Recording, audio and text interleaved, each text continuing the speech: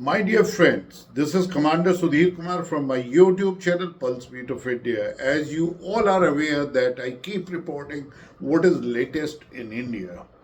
My dear friends, though I am writing regularly on LinkedIn and Facebook, and I am also putting them at my Insta and Twitter accounts, but now what is I am going to share with you today, it's of an importance. Today, if you want to see a change is taking place, please come to India. If you want to see how an unprecedented transformation has taken place in last 10 years under the most dynamic leader Narendra Modi, please come to India. If you want to see what is going to happen in future, it is in India. I will say that if you want to have a look at future, please visit India. And above all, if you want to see that unity in diversity in true sense, please visit India. It is the most memorable time in India as Lok Sabha election, the general elections of India, the biggest democratic exercise which is going to take place on this earth. It is going to take place from 17th of April this month, and it will last till May, and the results will be declared on 6th of June. Let me share with you that in last 10 years India has undergone a massive transformation in each and every field.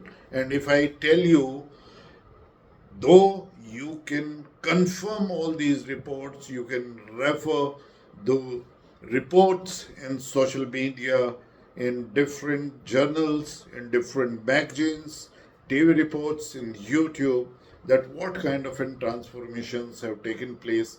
But I would like to say that the work which has been done, the progress which India has made in last 10 years, that is from 2014 to 2024 as of now, is more than what India could do right from its independence, that is from 1947 till April 2014.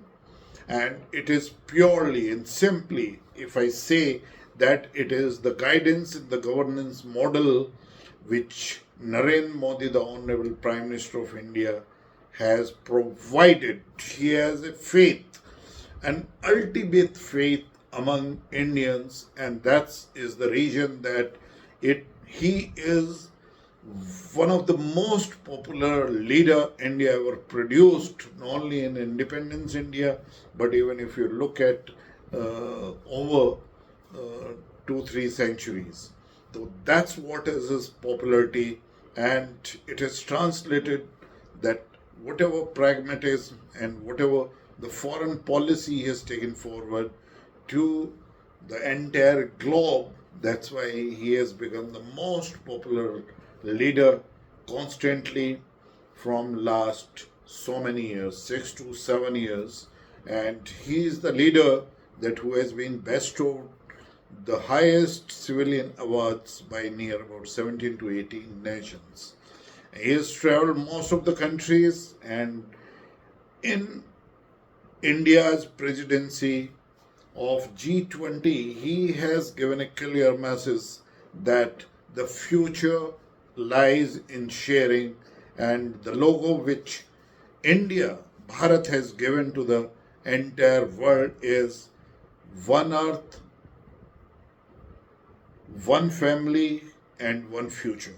So that's where that if we are having the global collective efforts in fighting, whether it's a climate change, cyber security, or any the misuse of artificial intelligence which is going to be in future, certainly they'll be fought together. Now, coming to it, that why it is the time to visit India, that you will see that near about 950 million to 1,000 million people are going to exercise their voting rights in this election in India. You'll find the elections will be taking in all the states, and in India it is famous that India The food habit changes every 2 to 300 kilometers. So is the dressing sense and the dialect by which they speak, and you will find the hospitality by Indians at its best. So that's what I am telling. This is the time that you must visit India. My dear friends, now looking at the progress what India has made in last 10 years, then you may take it that this time with the massive popularity, Narendra Modi is going to be the third time Prime Minister in India. Stability is going to be there, and the ease of doing business, which is already improved in last 10 years. Certainly, you will find more reforms over there. The share market capitalization has gone more than $4 trillion, and our economy is also touching near about $4 trillion. And you will see that India has moved from fragile five nations in 2013 and 14 to becoming the fifth largest economy in 2023 itself. You will find that now India is going to become the third largest economy in latest by the financial year of 2028-2029, and so is my estimates that India shall be 20 trillion economy by financial year 2038 to 39, and is going to be near about 38 to 42 trillion US dollars by 2047, and a number one economy by 2075. These are my estimates, and these estimates are based on certain facts that you will see that India progress, whatever has taken place, it is only 30%. India has to grow 70% minimum as far as development is concerned. The growth and the demand and supply is going to exist internally. So there is a scope of a lot of new businesses, startups. Those are going to take place in the hinterland, in villages, second tier, three tier cities, and the small towns of India.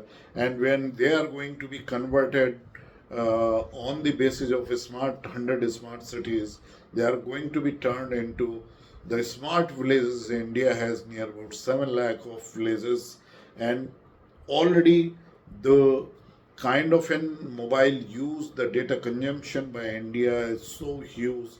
And when this transition is going to take place, I'm sure that whatever India GDP is there today, it is going to grow at least 10 times, and so is the minimum per capita income of India is going to be 10 times in next 2 decades. So there lies a huge opportunity for the global investments. What happens? There is no stagnation is taking place. If you see the kind of in GDP growth which is there in India, it is touching near about 7 to 7.5%, and is going to be maintained next financial year to 2024 to 25, and then slowly it is going to touch upon, it is going to go into double digits at least for next 10 years, as Narendra Modi is going to lead this transition. And all these transformations and reforms which is going to take place is already the framework has been charted out by the grand vision of Narendra Modi, taking advices from all over India. The entire Indian population is involved in sending their, the wish list and what they would like to do in this India, when India is marching towards a self-reliant nation and later on a Viksit Bharat by 2047. And all these, the framework are ready. Whether it's an AI mission, artificial intelligence mission, where near about $1 billion is already pumped into it, research, and National Research Foundation is made, and near about 1 lakh crore, near about 12 to 13 billion US dollars are earmarked for that. And so is the quantum computing, robotics, nanoelectronics, chips manufacturing, PLI scheme for near about 13 to 14 US dollars. billion US dollars. And the same way PLI scheme for the manufacturing, defense manufacturing, and like UAV, drones, nuclear technology, SMR design, small and modular reactors, and thorium loaded reactors, FBTR, the fast test reactors, the manufacturing of second aircraft carrier after INS Vikrant, stealth ships, the nuclear submarines, near about 10, and then the third aircraft carrier is in pipeline, which is going to be near about 65 to 70,000 tons, which is going to be propelled by twin nuclear reactors of near about 200 electric megawatt each on starboard side as well as port side. And then the near about 6 to 7 submarines are going to be the conventional submarine. Those are going to be fitted with AIP, air independent propulsion, and so is now Chandrayaan is going to go into the Gangayaan and where the manned flights are going to take place to moon. And so the space has been opened to the privates, and there are other areas where the entire defense weaponry is made over here.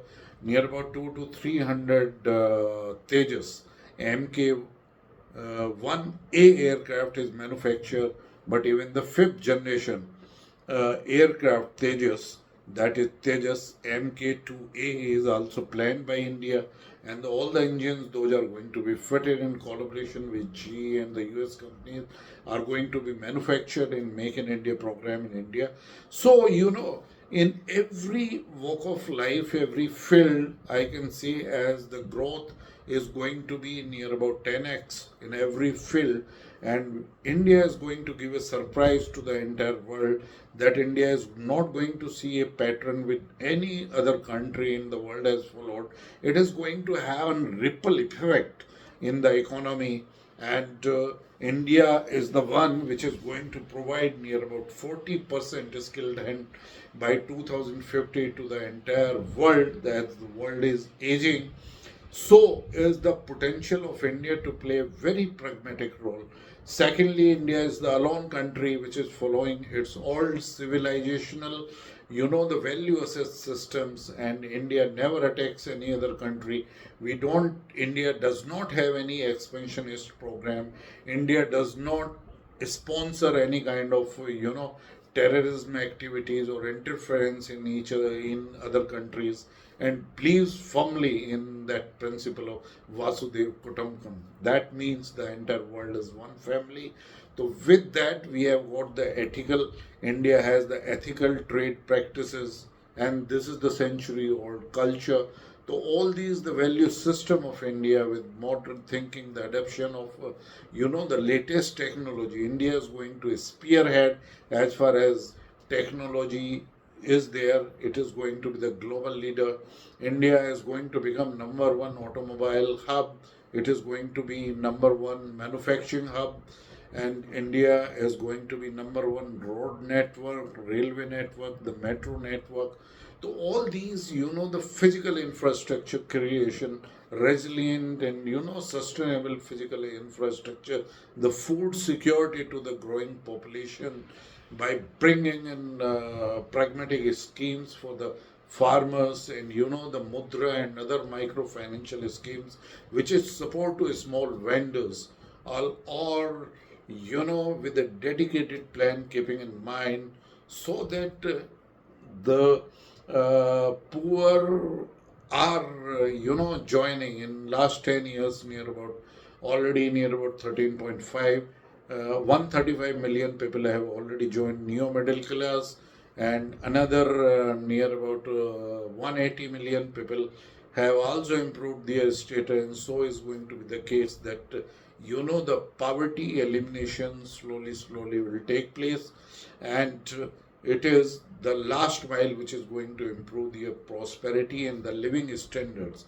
So, even the new labor code which is being designed, going to be introduced, that is going to have an effect that, the living wages rather than the minimum wages, and that's where our labor force, which is involved in unorganized sector, also is going to be assured all the facilities those are there in, like the insurances, the gratuity, the pension, and the retirement is to take care of their wards education progress, the houses scheme for them, medical expenses already there, medical insurance of 5 lakh rupees to such people per family is being extended.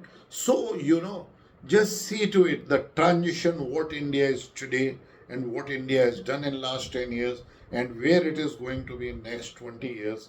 You will see the under the leadership of Narendra Modi, who is working from last 25 years, first near about 14 years as a chief minister of Gujarat, and where he turned around Gujarat, and from last 10 years is the honorable prime minister of India.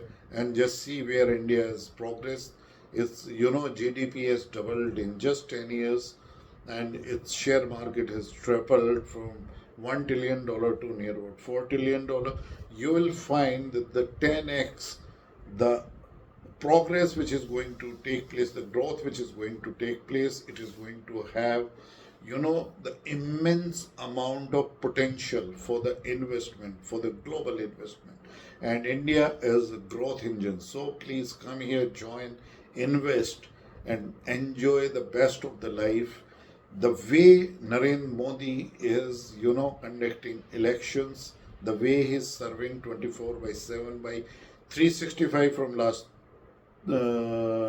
25 years without taking a leave, and the kind of an energy and the health he's having, I wish that he enjoys the same, and I'm sure he shall be, so that at least next 4 terms in India he is going to lead India and literally see to it that India is becoming a Viksit Bharat by 2047.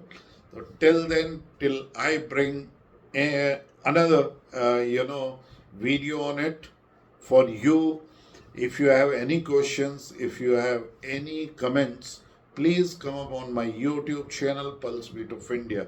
I'll be very happy to reply and respond to your suggestions, to your comments, and any questions if you are having what I have spoken in this. Till then, all the best, take care, keep enjoying your life, and please visit India.